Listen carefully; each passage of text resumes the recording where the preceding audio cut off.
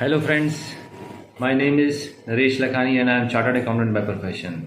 And today I am going to talk about how to make an effective resume. And whatever I am talking today is from my own experience, both as a candidate as well as someone who has taken interviews of many candidates. And again, my experience may be little bit different from yours, but what I am trying to give you an idea कि overall जो है चीज़ें कैसे होती हैं interview process में और क्या आपको रिज्यूमे में क्या क्या ध्यान रखना है। तो सबसे पहले मैं जो स्टोरी शुरू करूँगा कि आपने बड़ा कॉमनली सुना होगा, बंदे की गर्लफ्रेंड होती है या फियांसी होती है, उसको बंदा बोलता है, कमिट करता है, जी मैं तुम्हारे लिए चांद तोड़ लाऊंगा, तारे तोड़ लाऊंगा, तुम्हें पैसे की चिंता नहीं होगी, मैं लाखों रुपए कमाता हूँ, मैं हर घर के काम भी कर लेता हूँ, मैं रोटी भी बना लेता हूँ, तुम्हें मम्मी की भी चिंता करनी नहीं पड़ेगी, हमारे पास सब कुछ होगा, अपना फ्लोर होगा, गाड़ी बंगला होगा। फिर धीरे धीरे रिलेशनशिप पुराना हो जाता है, फियांसी जो है, गर्लफ्रेंड जो है, शादी हो जाती है, घर पे आ जाती है, धीरे धीरे देखती है ना तो ये बंदा ज़्यादा पैसे कमाता है, खाली बैठा रहता है, अपने बर्तन भी इधर से उधर नहीं रखता, सब्जी लाना तो बड़ी दूर की बात है। तो बड़ा इरिटेट हो जाती है, कहती है जी आप बोलते तो बहुत थे, कहते तो बहुत थे, ये आपके पर्सनल बायोडाटा में तो आपने जो शादी के समय तो बहुत कुछ लिखा हुआ था, लेकिन रियलिटी में क्या है, रियलिटी में तो आप बिल्कुल एकदम बेवकूफ़ आदमी हो। तो ऐसा नहीं होना चाहिए। जब भी आपका जो रिज्यूमे आप बना रहे हो, जो उसमें लिख रहे हो और जो एक्चुअली जो कहीं ना कहीं जो आपको जितना काम आता है उसके आसपास होना चाहिए, 70-80% होना चाहिए। और लर्निंग का स्कोप सब में रहता है, मैं भी सीख सकता हूँ, आप भी सीख सकते हो, बट कहीं ना कहीं थोड़ा रियलिस्टिक भी होना चाहिए लाइफ में। और दूसरी एक है कि आप सच बोलो, डोंट लाई।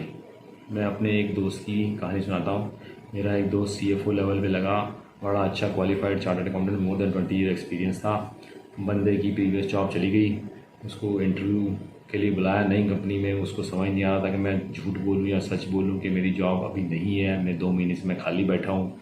उसने बोल दिया कि मैं जॉब कर रहा हूँ। उसने कहा कोई बात नहीं, मैं 2 महीने आगे दिखा दूँगा, सितंबर को मेरी जॉब एंड हुई है, मैं दिखा दूँगा भैया अगर ठीक है। नवंबर तक मैंने काम किया, नवंबर में इंटरव्यू दे रहा था। बट जब इंटरव्यू हो गया, जॉब स्टार्ट हो गई, 1 महीना हो गया, बैकग्राउंड वेरिफिकेशन चेक हो गया, HR ने उसको कॉल किया कि sorry we have to let you go, we have to fire you. बंदा घबरा गया, जी क्या हो गया? जी कहता है because you lied on your resume, आपने जो है रिज्यूमे में 2 महीने ज़्यादा दिखाए थे।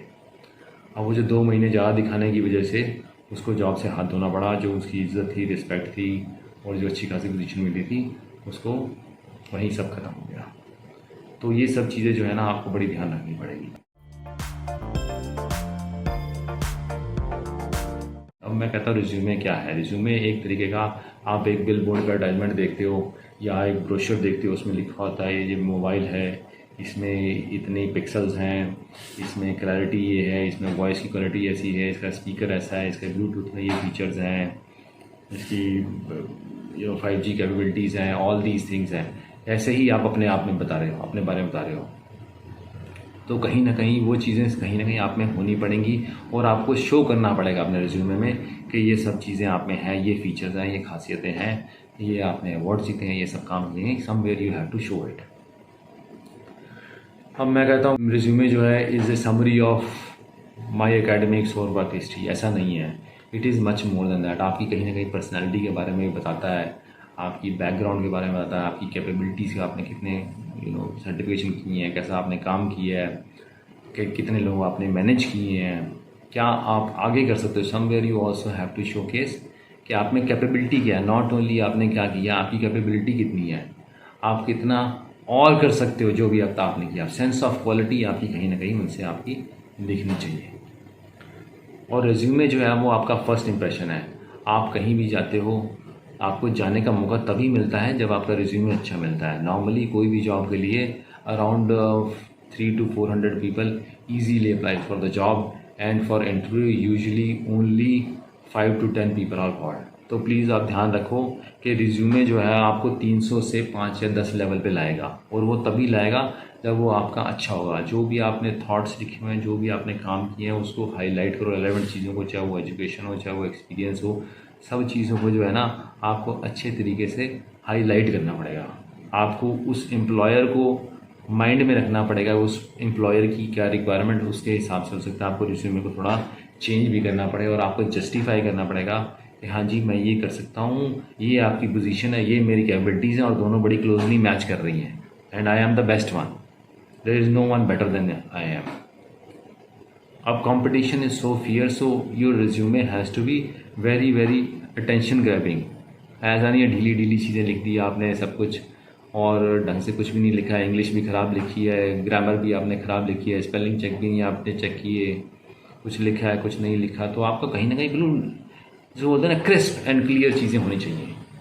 तो फर्स्ट पॉइंट ऑफ इंटरेक्शन आप खुद नहीं जा रहे हो वहाँ पे, आपकी ईमेल गई है या व्हाट्सएप ग्रुप में आपने या फ्रेंड को किसी को भेजा है और उसने आपको पढ़ना शुरू कर दिया।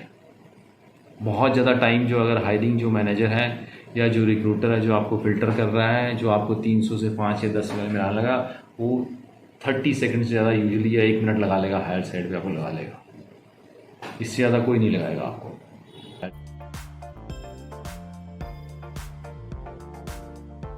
अब सबसे पहले मैं कहता हूँ रिज्यूमे आपका स्टार्ट कहाँ से होना चाहिए। सबसे पहले आपका रिज्यूमे स्टार्ट होना चाहिए कि हाँ जी ऑब्जेक्टिव स्टेटमेंट, पर्सनल स्टेटमेंट। जी मैं फॉर एग्जांपल मैं कहता हूँ हाइपोथेटिकल सिचुएशन है, मैं I am a senior finance accounts professional who has excelled in the field of finance with experience of more than 10 years post qualification, and I have worked in taxes, income tax, I have worked on GST, I have done many implementations, consulting, accounting, auditing, business finance, MIS, controllership function head, सारी चीज़ें जो है ना मैंने किया है। Worked on various geographies, for example UAE, Germany, England, all these places I have worked, and I have also worked in captive unit where I have worked for foreign clients in India, जो आजकल बड़ा common है multinationals में। ज़्यादा नहीं, आप जो है 50 वर्ड्स में you can summarise objective statement और personal statement. Contact details we all know, अगर आपके पास कॉन्टैक्ट आप लिखोगे नहीं तो कहाँ से बेचारा कॉन्टैक्ट करेगा आपको, कहाँ से ढूंढेगा? फेसबुक पे तो नहीं जाएगा ढूंढने, जैसे आप लड़कियों को ढूंढते हैं कई बार, हाँ जी कौन सी लड़की कहाँ पर रहती है, कौन सी है, तो कहीं ना कहीं जो है वो आपको वहीं लिखना पड़ेगा, ईजी करना पड़ेगा।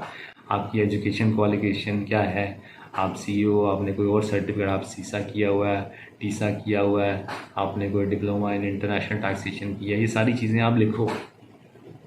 आपने कोई और अदर डिप्लोमा भी है अदर देन अपनी कोर कॉम्पिटेंसी है, उसके बारे में भी लिख दो, कोई बुराई नहीं है। जॉब हिस्ट्री, आपने कहाँ कहाँ काम किया है, it has to start with the latest one. Gap कम से कम होने चाहिए, बट कई बार होते हैं, तो प्लीज़ आप उसको जस्टिफाई करने के लिए at least in the interview process you should be ready.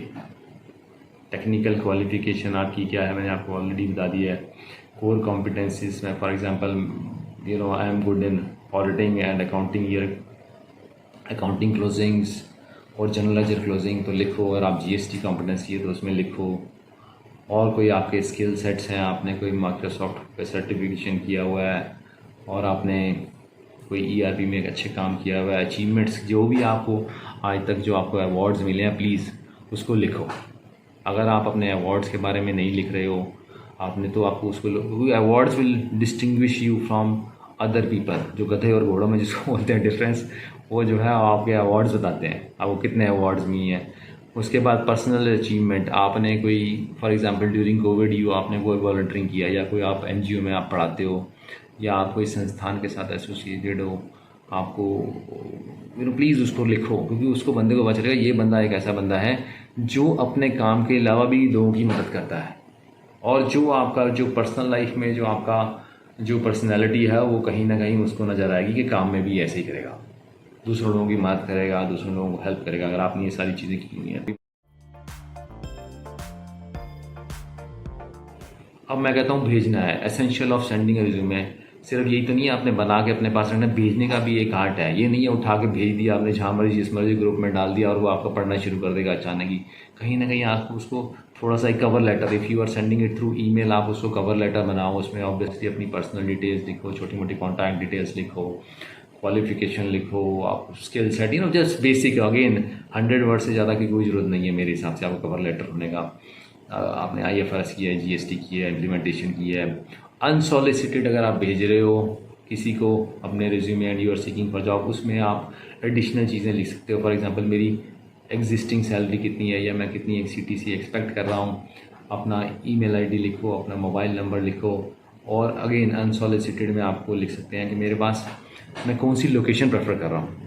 मैं दिल्ली एनसीआर प्रेफर कर रहा हूँ, इसके बियॉन्ड में नहीं जाऊँगा, लिख दो साफ। और व्हाट्सएप ग्रुप में भी अगर आप डाल रहे हो तो एक छोटा सा ये क्रिस्प बुलेट पॉइंट डाल के उसके साथ डाल दो कि ये मेरी डिटेल्स हैं, क्योंकि व्हाट्सएप ग्रुप्स में जाती है चीज़ें, कोई रिज्यूमे को नहीं खुलेगा, किसी को नहीं पता ये टेक्नोलॉजी का बंदा है या सीए है, इसको क्या एक्सपीरियंस, कोर कॉम्पिटेंसी, वो 50 वर्ड पढ़ेगा और सोच लेगा कि इसको इंटरव्यू के लिए बुलाना है या नहीं बुलाना, दैट इज़ ऑल। उसके बाद है ऑप्शनल आइटम्स। आपके पास ऑप्शनल आइटम क्या कर सकते हो रिज्यूमे के साथ? Video introduction. Video introduction is very very common these days, बड़ा कॉमन है जी, कि आप अपनी एक वीडियो बनाते हो, उसमें छोटा सा अपना 1-2 मिनट की अपने बारे में बताते हो, अपनी एजुकेशन बैकग्राउंड में बताते हो और आपकी क्या कोर कॉम्पिटेंसीज है।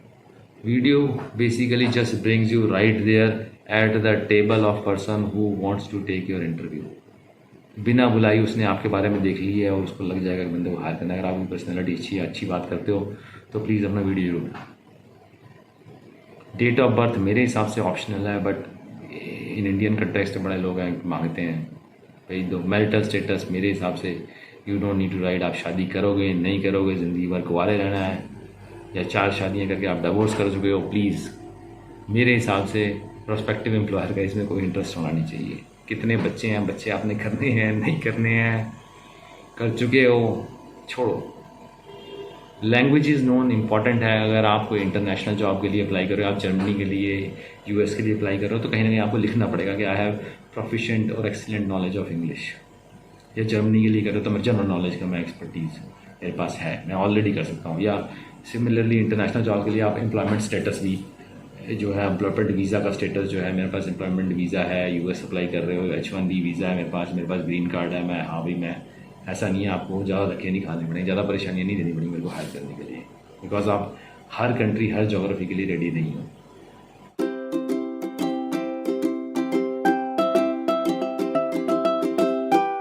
Tips for writing good resume, this is what I am going to talk about. Customise करो। मैंने पहले ही बोला था, आप जिसके लिए भी, जिस इंडस्ट्री के लिए, जिस कंपनी के लिए भेज रहे हो, कहीं ना कहीं टारगेटेड उसके लिए आप प्लीज़ थोड़ा सा कस्टमाइज़ करो। कि मैं कहता हूँ कि मैं रिटेल इंडस्ट्री के लिए भेजा, तो मेरा my past experience of retail और my knowledge about the retail company, I need to have it there. उसके बाद अगर आप कोई जॉब ऐड देखिए, उसमें जो डिस्क्रिप्शन लिखा हुआ है, जो नीड है, जो स्किल सेट है, उसको अगर आपको दिखते हैं तो आप हाईलाइट करो। ये नहीं है उठा के भेजी जा रहे हो, किसी भी जॉब में अप्लाई कर रहे हो, अगेन आप दूसरे को भी तंग कर रहे हो और अपना भी टाइम वेस्ट कर रहे हो। उसके बाद है कि कंपटीशन, आपको मैंने पहले ही बोला बहुत ज़्यादा फियर्स है, तो आपको कहीं ना कहीं आपको बेटर प्रूव करना ही पड़ेगा, आपको अच्छा प्रूव करना। आपके अवार्ड्स हैं, अचीवमेंट्स हैं, मैंने पहले ही बताया आपको हाईलाइट करना पड़ेगा। मेरे को ये अवार्ड किए हैं, ये चीज़ें मैंने इम्प्लीमेंटेशन किया है, या मैंने वैल्यू एडिशन की, और देखो ये CEO ने मेरे को अवार्ड मिला, मेरे को CFO अवार्ड मिला, ये सारी चीज़ों को आपको दिखाना पड़ेगा। कहाँ आपने वैल्यू एडिशन की, मैंने GST इम्प्लीमेंटेशन कराया, मैंने CSR को लीड किया, CSR की टीम का मैं पार्ट था, या मैंने लीड किया, या मैंने उसको इम्प्लीमेंट कराया, मैंने बोर्ड मीटिंग्स ऑर्गेनाइज की, सारी चीज़ें लिखनी पड़ेंगी। टेक्नोलॉजी सॉफ्टवेयर कौन से आपने यूज़ किए हुए, क्या आपको आते हैं, किस में प्रोफिशिएंट हो, किस में आप वर्किंग नॉलेज है, ERP, SAP, tally, Microsoft office, ये सब चीज़ें जो हैं आप लिखो।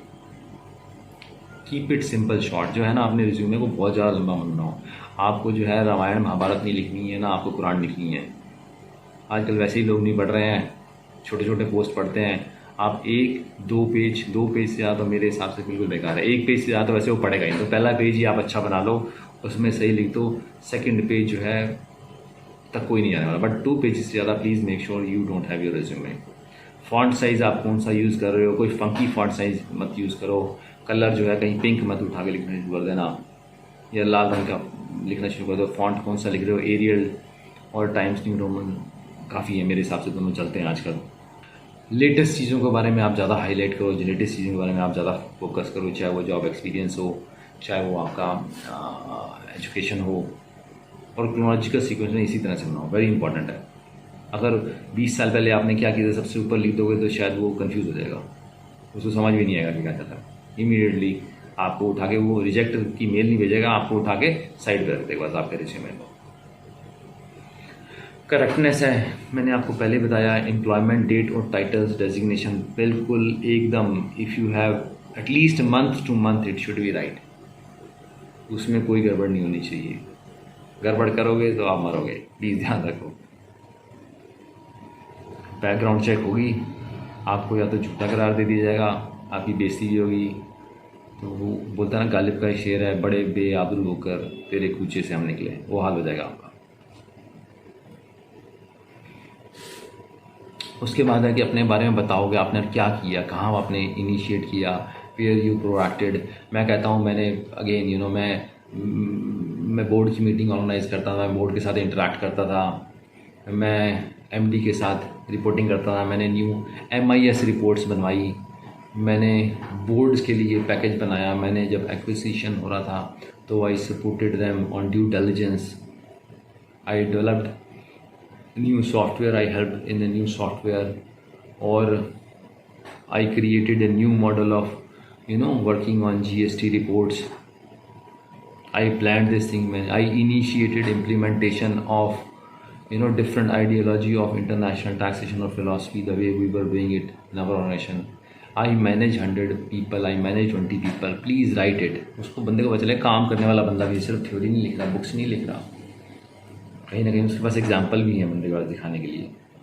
बड़ा इंपॉर्टेंट है, फॉर्मेटिंग बड़ा ज़रूरी है।